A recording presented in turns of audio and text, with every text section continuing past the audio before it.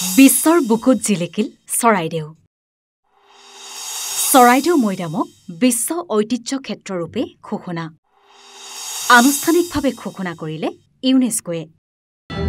ঐতিহাসিক চৰাইদেউ মৈদাম ক্ষেত্ৰক বিশ্ব ঐতিহ্য ক্ষেত্ৰ হিচাপে এক নতুন পৰিচয় দিবলৈ চৰাইদেউ ৰাইজৰ লগতে অসমবাসীয়ে চলাই গৈছিল সংগ্ৰাম। আৰু বহু অপেক্ষাৰ অন্তত অৱশেষত আজিৰ দিনটোত সেই ভাল খবৰটো আহিল। ভাৰতৰ 43 সংখ্যক বিশ্ব ঐতিহ্য ক্ষেত্ৰ হ'ল চৰাইদেউ মৈদাম। অসমৰ তৃতীয় বিশ্ব ঐতিহ্য ক্ষেত্ৰ হিচাপে স্বীকৃতি লাভ চৰাইদেউ মৈদামৰ। চৰাইদেউ মৈদামক বিশ্ব ঐতিহ্যৰ তালিকাত অন্তৰ্ভুক্ত হোৱাৰ পাছতেই চৰাইদেউ মৈদাম ক্ষেত্ৰত উখল-মাখল পৰিৱেশ, আতচবাজীৰে চৰাইদেউত আনন্দত আত্মহাৰা হৈ পৰিল সকলো। ইফালে পূৰ্বপুৰুষক স্মৰণ কৰি ফুৰলাং পূজা অনুষ্ঠিত কৰে টাই পুৰোহিতসকলে। মৈদামত মন্ত্ৰী যোগেন মোহনে বিহুগীত গালে, কঁকাল ভাঙি নাচিলেও।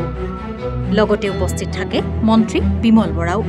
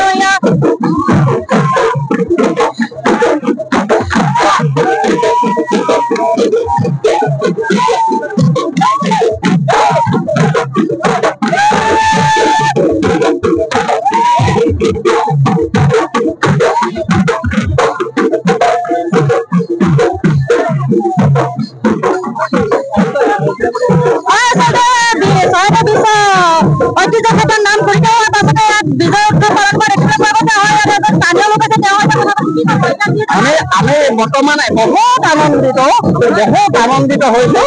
এই মুহূৰ্তলৈ আমি বাট চাই আছিলো। ঘোষণা হোৱাৰ লগে লগে আমাৰ সকলো ৰাইজ ওলাই আহিছে। সকলোতে ৰাইজ জনগণ ইমান আনন্দিত হৈছে, ভাবিব নোৱাৰাকৈ আনন্দ।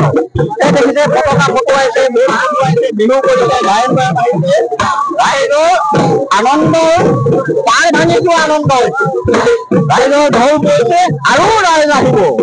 এই আনন্দেৰ পাৰ নাইকিয়া। ফটকা ফুটাই কেনেদৰে বিহু গান গানে আদৰিত চৰাইদেউ যেতিয়া বিশ্ব ঐতিহ্য ক্ষেত্ৰত নাম খোদিত হোৱাৰ লগে লগে আচলতে কেনেদৰে বিজয় উৎসৱ পালন কৰা হৈছে মোৰ কেন্দ্ৰবাসী অতীত সম্পূৰ্ণ পৰিৱেশটো দেখুৱাব। আচলতে চৰাইদেউবাসী ৰাইজৰ লগতে অসমবাসী গৌৰৱান্বিত হৈ পৰিছে, যিহেতু চৰাইদেউ বিশ্ব মৈদাম বিশ্ব ঐতিহ্য ক্ষেত্ৰত নাম খোদিত হ'ল।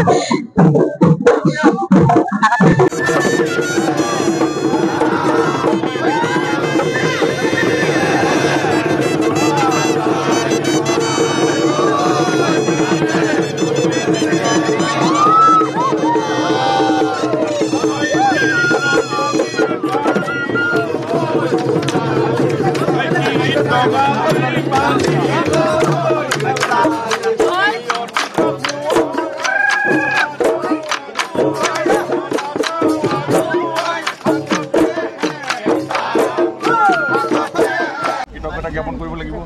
আমাৰ মুখ্যমন্ত্ৰী ডক্টৰ হিমন্ত বিশ্ব শৰ্মা ডাঙৰীয়াই অত্যন্ত পৰিশ্ৰম কৰি আজি এই চৰাইদেউ ৱৰ্ল্ড হেৰিটেজ ইউনেস্কোত দাখিল কৰাৰ পৰা আদি কৰি বিভিন্ন কষ্টৰে কৰি আজি ইতিমধ্যে আমাৰ ডিক্লেয়াৰ হোৱাত যথেষ্ট কষ্ট কৰিছে।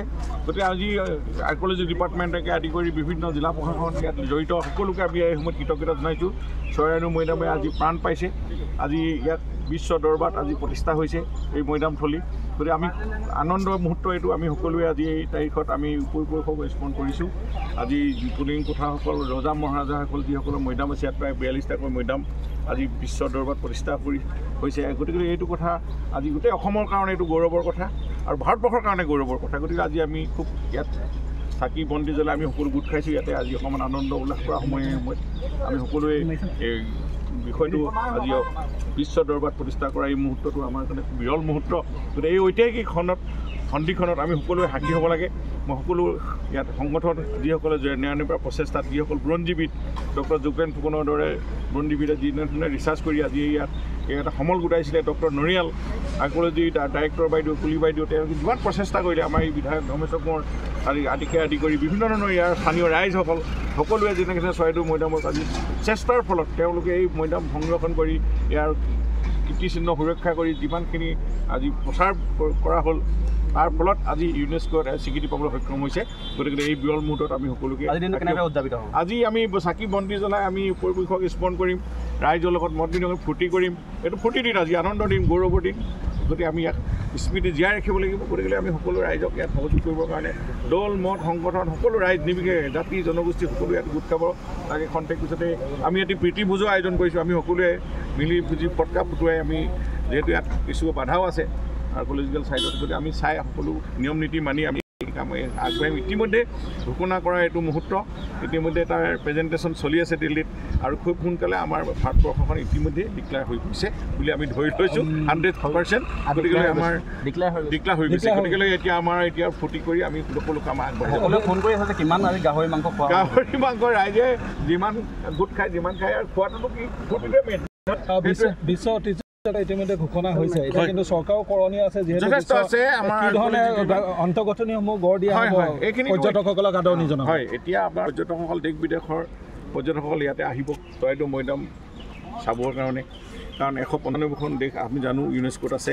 গতিকে এই দেশৰ প্ৰতিখন দেশৰ আৰ্জেণ্টিনাৰ পৰা আদি কৰি বিভিন্ন ধৰণৰ আমি তাতে যিদিনা ময়ো আছিলোঁ আৰম্ভণিৰ দিনতে তেওঁ কৈছে হুৱেৰ চৰাইদেউ হুৱেৰ আছাম কি আছে ফেচিলিটি চব তেওঁলোকে সুধিছে, তেওঁলোকে আহিব তাৰমানে। গতিকে আমাৰ এতিয়া দায়িত্ব আছে এতিয়া ইয়াতে টুৰিষ্ট এট্ৰেক্ট কৰিবৰ কাৰণে আমি ইয়াৰ ইনফ্ৰাষ্ট্ৰাকচাৰ আমি সৃষ্টি কৰিব লাগিব।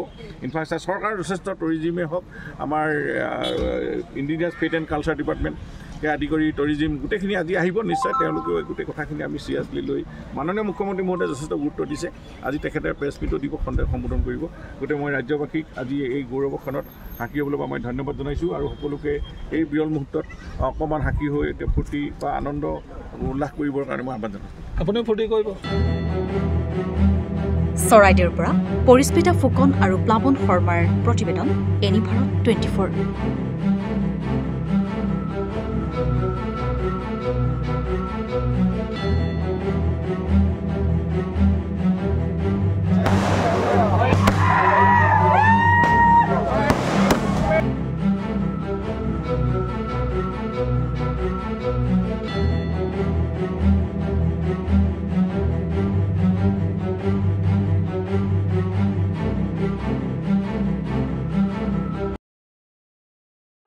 ৰব, আপুনি যে এটা অপৰাধ কৰিবলৈ গৈ আছে, আপুনি জানেনে? এই নাবালিকা গৰাকীক এতিয়াই বিয়াত বহোৱাটো যে এটা অপৰাধ, আপুনি জানেনে?